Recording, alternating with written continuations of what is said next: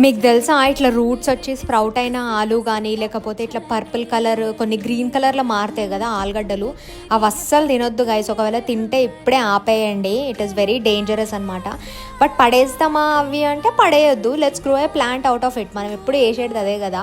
So దీనికి నేను ఏం చేసిన అంటే ఈ స్ప్రౌట్ అంటే లైక్ ఈ రూట్స్ ఉన్న సైడ్ కొంచెం అంతా కట్ చేసిన. ఐఎమ్ షూర్ మీకు అందరికీ తెలిసినా కానీ అండ్ అడుగుతారు అక్క పొటాటో పెంచండి అదేదో పెద్ద రాకెట్ సైన్స్ లాగా. సరే మీకోసం పెంచేద్దాము, you like me growing plants కాబట్టి లెట్స్ డూ ఇట్ అని చెప్పేసి పెట్టేసి మర్చిపోయినా అనమాట. ఈ బకెట్లో ఏదో పెట్టినా అని చెప్పి చూస్తుంటే చెట్లు పెరిగినాయి. ఏం చెట్లు ఇవి అని ఆలోచించుకుంటే అప్పుడు పొటాటో అని గుర్తొచ్చింది అనమాట. కానీ ఎంత బాగా పెరిగినాయి చూడండి గైస్.